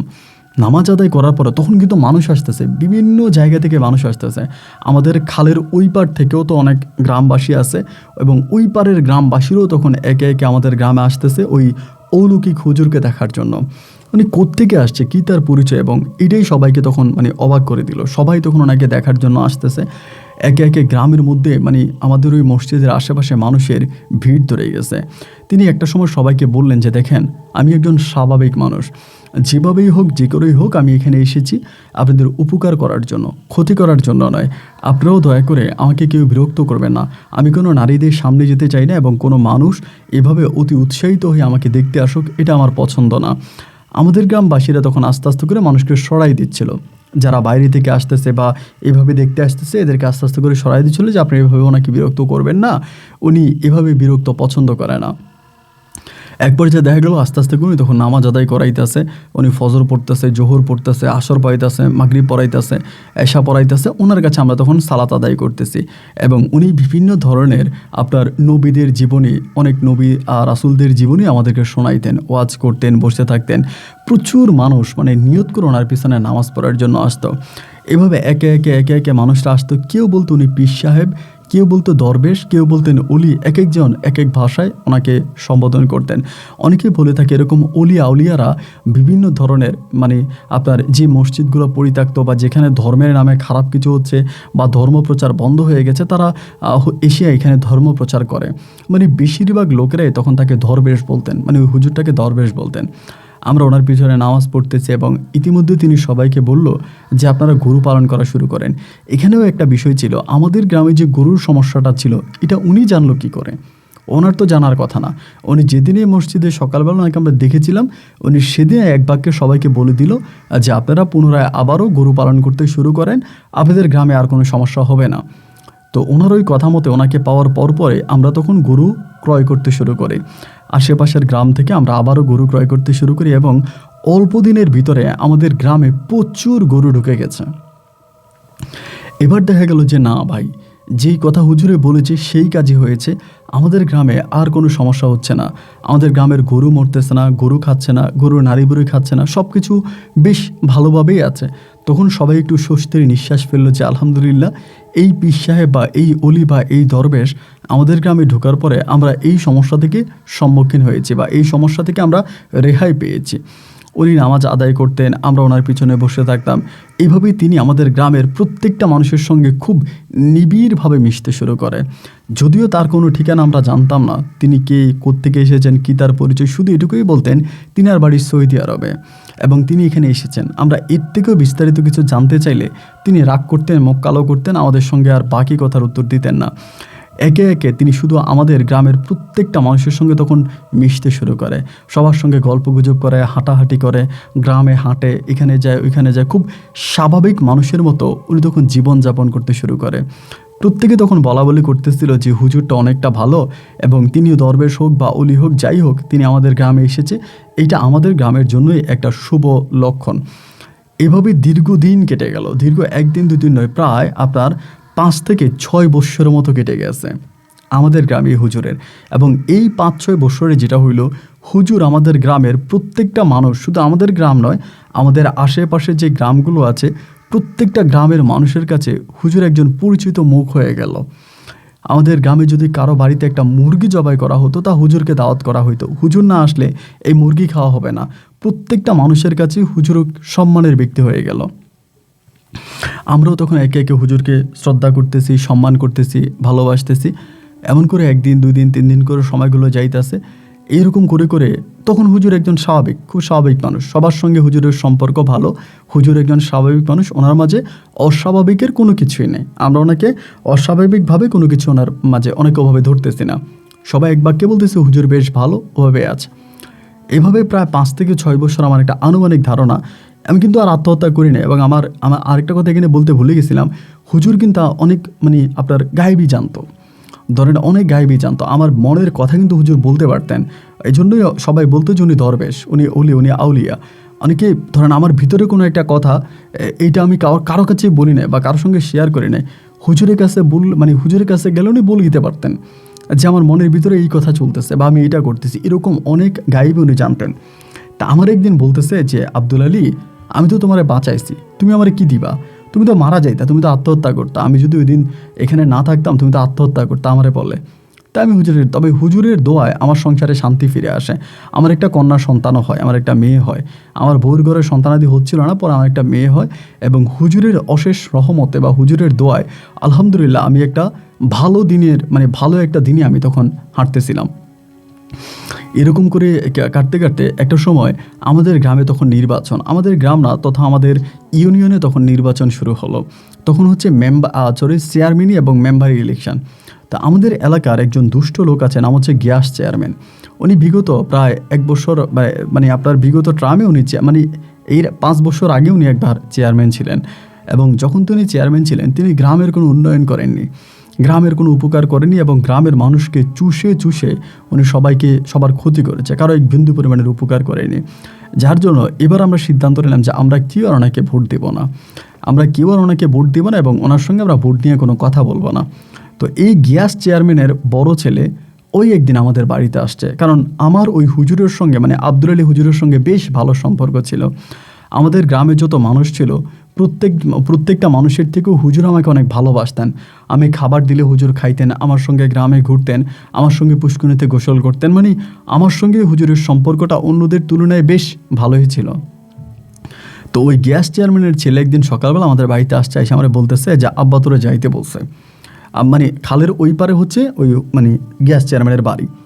তো আমি তখন বললাম যে কী কারণে যাইতে বলছে, বলে যাইতে বলছে। তো আমি খালের ওই পারে চেয়ারম্যানের ছেলের সঙ্গে তখন গেলাম। যাওয়ার পরে চেয়ারম্যানের তখন আমাকে ডাকছে, ডাইকা বলতেছে যে আব্দুল আলী, আমি তোদের গ্রামের সমস্ত ভোটগুলো চাই। আমি বললাম সমস্যা নাই, আমাদের গ্রামের সমস্ত ভোটগুলো আপনি চান, সবাই আপনাকে ভোট দেবে। আমিও মনে মনে চিন্তা করতেছি আমি নিজেও তোরে ভোট দেবো না, আর তুই যে খারাপ তা তুমি নিজেও জান, আমি তো নিজেই তোরে ভোট দিব না। পরে সে বলতেছে যে তোদের গ্রামে যে একজন হুজুর আছে আইয়ুব বিন, ওনার নাম ছিল আইয়ুব বিন আলুই ছিল ওনার নাম। তো সবাই আলুই বলতো বা অনেকে আলু হুজুর বলতো, তো আলুই সবাই বলতো। তা আমারে তখন এই গ্যাস চেয়ারম্যান বলতেছে যে আমরা আলুই হুজুরের কাছে যাব এবং তুই সহ যাবি, আলুই হুজুরকে বলবি সামনের শুক্রবারে। আবার এখানে আরেকটা কথা ভাই, শুক্রবারে কিন্তু আমাদের এখানে যখন নামাজ হইতো আশেপাশে 10 গ্রামের মানুষ আমাদের এই মসজিদে নামাজ পড়তে আসতো।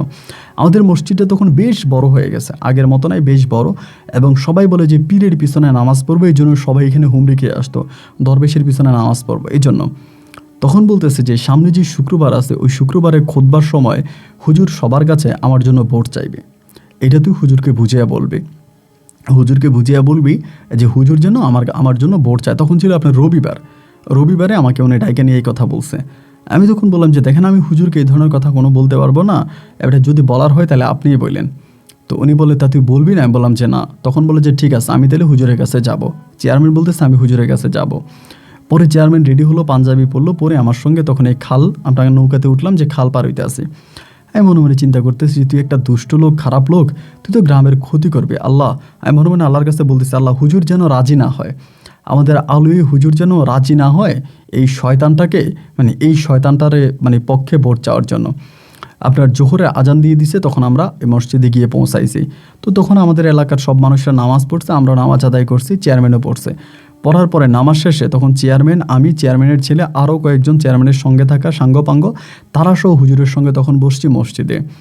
বসার পরে সবাই তখন চেয়ারম্যান তখন হুজুরকে বলল যে হুজুর, আপনি তো এই এলাকাতে একজন পরিচিত মুখ এবং সবাই আপনাকে অনেক মানে, সবাই জানে আপনার বাড়ি সৌদি আরব এবং অলৌকিকভাবে আপনি এই মসজিদে আসছেন বা নামাজ পড়াচ্ছেন। কেউ বলে আপনাকে দরবেশ, কেউ বলে উলিয়া। আচ্ছা যাই হোক, আপনার কাছে আমার একটা চাওয়া আছে, আমি চাওয়াটার জন্য আসছি। হুজুর বলে কি চাওয়া? তখন বলে চাওয়া হচ্ছে এইটা যে সামনে তো নির্বাচন, জানেন চেয়ারম্যানের নির্বাচন, এখন আমি চেয়ারম্যান পদপ্রার্থী, আমি চেয়ারম্যান নির্বাচন করব। আপনি একটু কষ্ট করে সামনের শুক্রবারে যে খুতবা, সে খুতবা শেষে আপনি সবাইকে বলবেন, আমি সহ থাকবো, আপনি সবাইকে বলবেন যেন সবাই আমাকে ভোট দেয়। আর আমাকে যদি ভোট দেয় তাহলে আপনার এই মসজিদের আমি অনেক উন্নয়ন করব, মসজিদের পাশে আমি পুকুর কেটে দিব এবং এই কাজ করব, বিভিন্ন ধরনের কাজের কথা বলতেছে। হুজুর তখন একটা হাসি দিয়ে বলল যে দেখেন, আপনি যে কাজগুলোর কথা বললেন এই কাজগুলো আল্লাহর ইশারায় হয়ে যাবে, এগুলো বড় ধরনের কোনো কাজ নয়। তবে আমি চাই আপনি ভালো হয়ে যান। আপনি এই গ্রাম না, এই ইউনিয়নের মাঝে সবচেয়ে খারাপ একজন মানুষ। আমি চাই আপনি ভালো হয়ে যান। যদি আপনি ভালো হয়ে যান তবে জনগণ আপনাকে এমনিই ভোট দিবে, আমার কারো কাছে বলার প্রয়োজন নাই, সবাই আপনাকে এমনিই ভোট দিবে। এইটা বলার পরেই তিনি তখন বললেন যে আপনি এটা কী বলেন, আমি খারাপ মানুষ মানি? আপনি এটা কী বলতেছেন? আমি যদি খারাপ হইতাম তাহলে তো আপনারা এখানে থাকতে পারতেন না, আপনি খারাপ হইলে তো আপনি এখানে থাকতে পারতেন না। হুজুরের সঙ্গে একটু উচ্চ সুরে কথা বলতেছে। আমরা কিন্তু কেউই কখনো হুজুরের সঙ্গে কোনোদিনও উচ্চ সুরে কথা বলি নাই, রাগ দেখিয়ে কথা বলি নাই, জিদ দেখিয়ে কথা বলি নাই, সবসময় হুজুরের সাপোর্টে আমরা কথা বলেছিলাম। কিন্তু চেয়ারম্যান দিন হুজুরের সঙ্গে বেশ উগ্র মেজাজে কথা বলতেছে। আমি তখন চেয়ারম্যান সাহেবকে টাইনা বাইরে বের করে বললাম যে চেয়ারম্যান সাহেব, এগুলো আপনি কী বলতেছেন? এটা তো ভালো বলতেছেন, আপনি হুজুরের সঙ্গে এইভাবে উচ্চস্বরে কথা বলতেছেন, এইভাবে খারাপ ভাষায় কথা বলতেছেন না, এটা তো ঠিক না। উনি আমাকে বলে, এই কিসের হুজুর, একটা ভণ্ড, ওই কিসের হুজুর, আমি জানি না মনে করছিস, ও একটা ভণ্ড, ওই কিসের হুজুর, এগুলো খারাপ মানুষ, এই মসজিদে ছদ্মবেশ নিয়ে আছে, আমি জানি না এটা খারাপ। আমি তখন বললাম যে দেখেন এইভাবে কথা বললেন আপনি চলেন। ওনারা নিয়ে গেছি, নিয়ে যাওয়ার পরে এই এবার গ্যাস চেয়ারম্যানের হুমকি দুমকি দিতেছে, এই হুমকি দুমকি দিতেছে, এই বেটা যদি নামাজ না পড়ায় এই বেটা তাহলে কী হবে, এই বেটা যাতে এটা বলাই লাগবে, এর বলতেই হবে, ওই কেন বলবে না, ওরে বলাই লাগবে, ওকে বলতেই হবে, ওই আমার পক্ষে এখানে ভোট চাইতেই হবে, ও যদি ভোট না চায় তাহলে ওই মসজিদেও থাকতে পারবে না, এই মসজিদেও থাকতে পারবে না। এই নিয়ে রাগারাগি জিদাজিদি মোটামুটি বেশ খারাপভাবে হয়ে গেছে। সামনে শুক্রবার আসার আগে আমি তখন হুজুরকে বললাম, হুজুরকে বললাম যে হুজুর, চেয়ারম্যান তো বলতেছে তার পক্ষে একটু ভোট চাওয়ার জন্য, এবং হুজুর তখন বলতেছে না আমি তো একটা খারাপ মানুষের পক্ষে ভোট চাইব না, আমি তো একজন খারাপ মানুষের পক্ষে কখনোই ভোট চাইব না, তুমি বললে তো হবে না, সে একটা খারাপ, সে যদি এবারও পাশ করে তাহলে জনগণের অনেক ক্ষতি করবে, মানুষের অনেক ক্ষতি করবে, আমি কখনোই চাই না যে সে পাশ করুক। না, তিনি রাজি হচ্ছে না, হুজুর কোনোভাবে রাজি হয় না। এইভাবে দিন যত সামনের দিকে যাচ্ছে, চেয়ারম্যান হুজুরের উপরে ক্ষিপ্ত হচ্ছে, হুজুরের এই করবে সেই করবে, বরাবর শুক্রবার চলে আসছে। আসার পরে চেয়ারম্যানের ছেলে সহ যা চেলাপেলার আছে সবাই হুজুরকে বলে যে হুজুর আপনি অবশ্যই বলেন সামনে নির্বাচন, কারণ এই শুক্রবারের 4 দিন পরে নির্বাচনে যেন সবাই চেয়ারম্যানকে ভোট দিয়ে আপনি বললেন, কিন্তু হুজুর বলে নাই। না বলাতে চেয়ারম্যান ভীষণভাবে রেগে গেছে যে তুই বললি না, আমি তোরে দেখে ছাড়বো। চেয়ারম্যান তখন চলে গেছে, যে যার মতো করে চলে গেল। 4 দিন পরে তখন নির্বাচন হলো। নির্বাচন হওয়ার পরে ওই গিয়াসউদ্দিন চেয়ারম্যান বিপুল ভোটে ফেল করে, উনি অনেক আপনার খুব কমই ভোট পায় এবং বিপুল ভোটে আরেকজন লোক পাশ করে আমাদের গ্রামের মধ্যে। আমাদের গ্রাম বলতে আমাদের এই ইউনিয়নের মধ্যে আরেকজন লোক পাশ করে, এই চেয়ারম্যান ফেল করে। এই ফেল করার পরে চেয়ারম্যান তখন পাগলা কুত্তার মতো হয়ে যায় যে আমি ফেল করলাম, এবং সে যদি বলতো তাহলে মানুষ আমারে ভোট দিত, সে বলে নাই কেন। এই নির্বাচনটা হওয়ার প্রায় 15 থেকে 16 দিন পরে একদিন হঠাৎ করে দুপুরবেলা মসজিদের ওখানে খুব চিল্লাচিল্লি শোনা যাইতেছে। তো চিল্লাচিল্লি শোনা যাচ্ছে দেখা আমি তখন মাঠে কাজ করতেছিলাম, দৌড়ে আমি তখন গেলাম, যাই দেখতেছি যে চেয়ারম্যানের সঙ্গে চৌকিদার আছে, গ্রামের চৌকিদার যাকে বলে, গ্রাম্য পুলিশ আছে, এবং আরও কয়েকজন চেয়ারম্যানের সঙ্গপঙ্গ আছে, হুজুরের সঙ্গে ধমকাধমকি করতেছে, তুই বেরিয়ে এরকম। আমি তখন গিয়ে বললাম যে কী হয়েছে চেয়ারম্যান সাহেব, আপনি এখানে এরকম করতেছেন কেন, ঘটনা কি? আমার বলে এই বেটা তুই কথা বলবি না, তুই তো বেটা অপরাধী, তোর তো জেল হবে, তোর তো ফাঁসি হবে, এই লোকের সঙ্গে তোরও ফাঁসি হবে। আমি তখন বললাম এই লোকের সঙ্গে আমার ফাঁসি হবে, তার কারণ কী হয়েছে, আপনি এরকম করতেছেন কেন? পরে বলতেছে তুই চুপ কর, তুই হচ্ছিস বড় খারাপ, তুই হচ্ছিস সবচেয়ে বড় খারাপ, তুই এই লোককে এখানে আশ্রয় দিছিস, তুই হচ্ছিস খারাপ। আমি তখন বললাম দেখেন আমি ওনাকে আশ্রয় দেওয়ার কী আছে, উনি অলৌকিকভাবে এখানে আসছে, উনি বলে ওনার বাড়ি সৌদি আরব। চেয়ারম্যান তখন আমার গালাগালি করে বলতেছে ওই পাগল, এই বেয়াকুব, সৌদি আরব হলো কোত্থেকে, তার বাড়ি সৌদি আরব কোত্থেকে হলো, তার বাড়ি কিসের সৌদি আরব, কে তোরে বলেছে তার বাড়ি সৌদি আরব, সে একটা ভণ্ড, সে একটা প্রতারক। আমি বললাম এগুলো আপনি কি বলতেছেন, ভণ্ড প্রতারক, হুজুরকে তো এভাবে কেউ কখনো কথা বলে নাই, আপনি এগুলো কেন বলতেছেন? চেয়ারম্যান তখন বলে তুই জানিস সে কে? আমি বললাম কে? বলে সে একটা মার্ডারের আসামি, সে তার স্ত্রীকে হত্যা করছে। আমি বললাম কি বলেন আপনি? বলে হ্যাঁ, সে তার স্ত্রীকে হত্যা করেছে, তার বাড়ি হচ্ছে চিটাগংয়ে, চট্টগ্রামে তার বাড়ি, সে তার বউকে খুন করে আইনিভাবে তার শাস্তি হয়েছে, তার আত্মহত্যা, তারে পাইলেই পুলিশ তাকে জেলে দিবে, তার ফাঁসি হবে। সেই ফাঁসির কাষ্ট থেকে সে পালাতক আসামি, সে জেল পালাতক আসামি, সে এখানে একটা ভণ্ড সুরুত ধরে আছে। হুজুর তখন মুচকে হাসতেছে। এই যে হুজুরকে এই কথাগুলো বলা হইতেছে, ওনার ভিতরে আমি কোনো রকমের বিন্দু পরিমাণেরও কোনো দেখি না, আপনার প্রতিকার দেখি না, বা আপনার কোনো কিছু দেখি না, উনি জাস্ট নীরবে এই কথাগুলো শুনতেছে। আমি তখন চেয়ারম্যানকে বলতেছি আমার কাছে, আমি যে বললাম যে আপনার মনে হয় কোনো ভুল হইতে আছে, আপনি মনে হয় কোনো ভুল করতেছেন, আপনি ভালো করে খোঁজ নেন। তখন চেয়ারম্যান বলে আমি খোঁজ নিব কি, আমার খোঁজ নেওয়ার কোনো প্রয়োজন নাই, যদি খোঁজ নিতে হয় তাই তুই খোঁজ নিয়ে আয়, আমি তোর ঠিকানা লিখে দিলাম, ওই ঠিকানায় গিয়ে জেনে আয় এই লোক তার বউরে খুন করছে, বউরে খুন করে সেখানে ছদ্মবেশে লুকিয়ে আছে বেটা, সে একটা মার্ডারের আসামি, তারে আমি আজকেই পুলিশের কাছে ধরাই দিব, এই চৌকিদার ধর তারে। আমি তখন বললাম দেখেন হুজুরের গায়ে হাত দিয়েন না, হুজুরের গায়ে হাত দিলে এর পরিণতি ভালো হবে না। তখন চেয়ারম্যানের ছেলে আমাকে একটা লাথি মারে আমার পেটের মধ্যে, আমি তখন ওখানে পড়ে যাওয়া মাত্র তখন গ্রামের সব মানুষ কিন্তু এখানে চলে আসে, আমাদের গ্রামের এবং আশেপাশের গ্রামের সব মানুষরা তখন এখানে দল বেঁধে আসছে, যেটা কী হচ্ছে এটা দেখার জন্য, কেন এরকমটা হইতে আছে। এর ভিতরে চেয়ারম্যান তখন ধাপ করে হুজুরের কলার চেপে ধরছে, পাঞ্জাবি আছে, পাঞ্জাবের কলার চেপে ধরছে, ধইরা হুজুরকে চেঁচায় বের করে ফেলতেছে। এই বের করতেছে ভাই, মসজিদের গেটটা বরাবর আসার পরে হঠাৎ করে চেয়ারম্যান জায়গার মধ্যে ঢুলে পড়ে গেছে।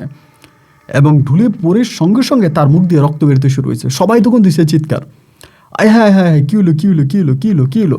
সবাই তখন চিৎকার চেঁচামেচি শুরু করছে এবং চেঁচামেচি করে সবাই তখন এই চেয়ারম্যানকে নিয়ে দৌড়দৌড়ি করে হসপিটালের দিকে যাচ্ছে।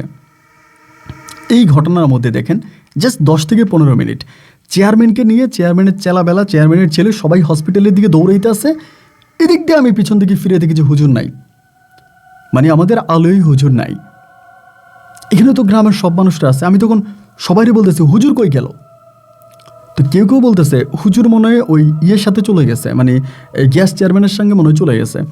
আমি তখন গ্যাস চেয়ারম্যানে যে নিয়ে যাচ্ছে আমি ওইদিকে দিলাম দৌড়। দৌড়াতে দৌড়াতে দৌড়াতে রাস্তা পর্যন্ত যাইলাম এবং যাই দেখতেছি যে না, হুজুর তাদের সঙ্গে নাই, হুজুর তাদের সঙ্গে নাই। এবং এখানে চেয়ারম্যানের চেলাবেলা, চেয়ারম্যানের ছেলে চেয়ারম্যানকে নিতেছে। আমি সেখান থেকে দৌড়ে আসলাম, আইসা বললাম যে হুজুরকে তো দেখতে পাচ্ছি না, হুজুর কোথায় গেল। এই জায়গার ভিতরে কিন্তু হুজুর যাওয়ার কোনো সুযোগ নাই, মানে উনি একেবারে উদাও হয়ে যাওয়া ছাড়া, মানে গায়েবী হয়ে যাওয়া ছাড়া এখান থেকে উনি পালানোর কোনো সুযোগ নেই। কারণ এই যে মসজিদটা তার চারপাশটাই কিন্তু একেবারে ফাঁকা খোলা। উনি কোনো দিকে যদি দৌড়ে চলে যায় কেউ না কেউ দেখে ফেলবে। আমরা সবাই বলতেছি যে না, হুজুর তো এখানেই ছিল, তা মুহূর্তের মধ্যে কোথায় গেল। হুজুরকে আর খুঁজে পাওয়া গেল না, হুজুরকে খুঁজে পাওয়া গেল না, নাই নাই নাই, হুজুর আর মানে টোটালি হুজুরকে আর পাওয়া গেল না। সবাই তখন বলা বলি করতেছে এই অল্প সময়ের মধ্যে হুজুর কোথায় চলে গেল। আপনার তখন আসর আজান দিছে চারদিকে, হুজুরকে আর পাওয়া গেল না। এবার হুজুরকে ছাড়াই আমরা তখন আসরের নামাজ সম্পূর্ণ করলাম। নামাজ সম্পূর্ণ করার তারপরেও হুজুরকে সবাই খুঁজতেছে যে হুজুর কোথায় গেল। নাই নাই নাই, মাগরিবের আজান দিল। এশার নামাজের সময় মানে রাত্রেবেলায় তখন খবর আসলো যে চেয়ারম্যানের অবস্থা খুব খারাপ। চেয়ারম্যানের অবস্থা খুব খারাপ এবং চেয়ারম্যানকে ওখান থেকে আপনার সিলেট থেকে, মানে আমাদের ওই প্রত্যন্ত এলাকা থেকে তখন সিলেট মেডিকেলে নিয়ে যাওয়া হয়েছে। মেডিকেলে চেয়ারম্যান ছিল, এরই মাঝে হুজুরের কোনো সন্ধান নাই, হুজুর নাই নাই নাই, টোটালি আর হুজুরকে আর পাওয়াই গেল না। তো সেই জায়গার ভিতরে প্রায় 14 দিনের মতো চেয়ারম্যান হসপিটালে ভর্তি ছিল। 14 দিন পরে চেয়ারম্যান মোটামুটি সুস্থ হয়েছে, কিন্তু সবচেয়ে বড় কথা হচ্ছে চেয়ারম্যানের মানসিক সমস্যা দেখা দিয়েছে, মানে তিনি পাগল হয়ে গেছে। এবং পাগল হয়ে যাওয়ার পরে মানে তিনি আর কারোর সঙ্গে মানে পাগলামি করতেছে, নিজের চুল নিচে টানতেছে এবং খুব একটা বাজে অবস্থা তার হয়ে গেছে। এবং সেখান থেকে চেয়ারম্যানকে তখন পাগলা গারদে ভর্তি করা হয়, গারদে নিয়ে যাওয়া হয়।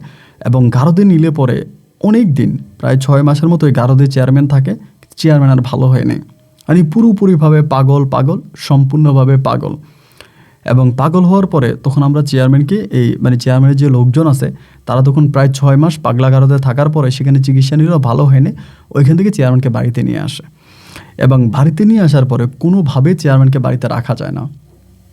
চেয়ারম্যান বাড়িতে থাকে না, এরে মারে ওরে মারে, এই ঝামেলা করতে করতে একটা পর্যায়ে চেয়ারম্যান এই যে মসজিদ আছে, আমাদের যে মসজিদ আছে, এই মসজিদের সামনে এসে বসে থাকে। বসে থাকে এখানে বসে সে শুধু সেজদাতে আর মানে অদৃশ্য কাউকে বলে যে আমারে মাফ করেন, আমারে ক্ষমা করেন, আমাকে মাফ করেন, আমারে ক্ষমা করেন, এরকম শুধু এগুলো করতেছে। এবং নিজের গালে নিজে শুধু মারতে থাপড়াইতে আছে, নিজের 2 হাত দিয়ে নিজের গাল তখন থাপড়াইতে আছে এবং এমনভাবে থাপড়াচ্ছে যে নিজের গাল দিয়ে রক্ত বেয়ে তখন নিচের দিকে পড়তেছে। সবাই তখন বলে যে এভাবে চলতে থাকলে তো সে মারা যাবে। একটা সময় তখন তার হাত বেঁধে রাখা হলো। যখন তার হাত বেঁধে রাখে তখন সে জিহ্বা দিয়ে তার ঠোঁটে কামড় দেয়, ঠোঁটে রক্ত বের করে। দাঁত দিয়ে সেই ঠোঁটে কামড় দেয়, দাঁত দিয়ে জিহ্বাতে কামড় দেয়। এবং এরকম অবস্থা দেখে তখন তারা সবাই আবার হাতের বাঁধনটা খুলে দিল, যেন হাতের বাঁধন খুলে দেয়। হাতের বাঁধনটা খুলে দেওয়ার পরে এই হাত দিয়ে তখন সে তার শরীরের মধ্যে থাপড়াইতে থাকে, গালে থাপড়াইতে আসে, মানে সে এক অন্যরকম মানুষে তখন রূপান্তরিত হয়ে যায়। মানে তারে কোনোভাবে আর ঠিক করা যাচ্ছে না। সবাই তখন বলা বলি করতেছে যে এইভাবে থাকলে তো চেয়ারম্যান মারা যাবে। এই থেকে চেয়ারম্যানকে আবারও তখন আপনার হসপিটালে নিয়ে যাওয়া হয়। দীর্ঘদিন সেখানে ছিল, এখান থেকে আবারও তখন তাকে ছেড়ে দেওয়া হয়, সে আবারও আসে এবং এই জায়গায় এসে সে শুধু ক্ষমা চায়। কার কাছে ক্ষমা চায়, কার কাছে মাপ চায় ওইটা জানে, শুধু ক্ষমা চায়, আমারে ক্ষমা করেন, আমারে মাফ করেন। নিজের গালে নিজে থাপ্পড় মারে, নিজের চুল নিজে টাটে এবং দাঁত দিয়া সে ঠোঁট কাটে, মানে এরকম পাগলামি করে। এমন করতে করতে সবাই তখন মোটামুটি শিওর হয়ে গেল যে না, ওই আলোয় হুজুর কোনো স্বাভাবিক হুজুর ছিলেন না এবং তিনি সত্যি কোনো এক দরবেশ এবং ওলি ছিলেন। এরপরে মসজিদটাকে সামনে রাখা হওয়ার পরেই মসজিদটাকেই তখন আমরা আস্তে আস্তে সংস্কার শুরু করি। এই ঘটনা তখন আস্তে আস্তে করে খুব কম সময়ের ভিতরে পুরো এলাকাতে ছড়িয়ে পড়ে এলাকাতে বলতে কি শুধু সিলেট নয়, সিলেটের বাইরে সারা বাংলাদেশে এই ঘটনা ছড়িয়ে পড়ে। তখন অনেক মানুষ একে একে এখানে আসতে শুরু করে, আমাদের এই গ্রাম দেখতে শুরু করে এবং এই মসজিদটা দেখতে শুরু করে। এবং এরকম করতে করতে এক পর্যায়ে আমরা সেখানে একটা ছোট্ট মাজারের মতো করে ফেলি। ওই মসজিদটাকে আমরা একটা মাজারের রূপ দিয়ে দিই। উনি যেখানে বসে আপনার দোয়া পড়তেন, যেখানে বসে উনি জিয়ারাত করতেন, যেখানে বসে উনি তফসির গুনতেন, ওনার কিছু পছন্দের জায়গা আছে, এই জায়গাগুলোতে আমরা তখন সংরক্ষণ করি এবং তিনি সেখানে সালাত আদায় করতেন, নামাজ পড়তেন। এগুলো আমরা সব কিছু মোটামুটি তখন বাউন্ডারি করে ফেলি। এবং একটা সময় দূর দূরান্ত থেকে, ইন্ডিয়া থেকে পর্যন্ত মানুষজন এই মাজার শরীফ দেখার জন্য আসে। এখনও এই মাজারটা গ্রামের প্রত্যেকটা মানুষ সহ তথা এই দেশের সবার কাছে বেশ পরিচিত একটা জায়গা। এখন এটা অনেক বড় হয়েছে এবং আলহামদুলিল্লাহ আমার বর্তমান বয়স প্রায় আমি শেষের দিকে এসেছি। আমি এই মাজার দেখাশোনা করি এবং আমি এখনও এই মাজারের খাদেম। আমার একটা কন্যা সন্তান আছে, আমার মেয়েটাকে বিয়ে দিয়েছি এবং মেয়ের যে জামাই আছে সেও আমার সঙ্গে থাকে, সেও এই মাজার দেখাশোনা করে এবং সবার কাছে এই মাজার বেশ পরিচিত একটা জায়গা। এবং এরপরে একটা সময় এই গ্যাস চেয়ারম্যান মারা যায়। মারা যাওয়ার পর আমরা গ্যাস চেয়ারম্যানকে এই মসজিদের কাছে দাফন করি, সেখানেই সেই দাফিত হয়, এখানে আছে। এবং এখন আমরা মাজার দেখাশোনা করে অনেক মানুষ আসে নিয়ত করে এসে মসজিদে নামাজ পড়ে এবং মসজিদে এসে নিয়ত করে নামাজ পড়লে নাকি মানুষের মনের আশাও পূরণ হয়। আপনার কাছে অনুরোধ রইল, আপনি যদি পারেন এসে অন্তত আমাদের মসজিদে দুরাকাত নফল নামাজ পড়ে যাবেন। আর আমার আপনার গল্পগুলো ভালো লাগে, আমি শুনি। আমি বেশ কয়েকটা গল্প আপনি আমাদের মসজিদের বারান্দায় বসে বসে শুনেছি। তাই আমাদের এই হুজুরের ঘটনাটাও আপনাকে জানালাম যে আইয়ুব বিন আলোই হচ্ছে ওনার পুরো নাম এবং এই মাজারটা ওনার নামের উপরেই। আপনি যদি পারেন কোনো সময় আইসে একটু দেখে যাবেন। ভালো থাকবেন। আসসালামু আলাইকুম।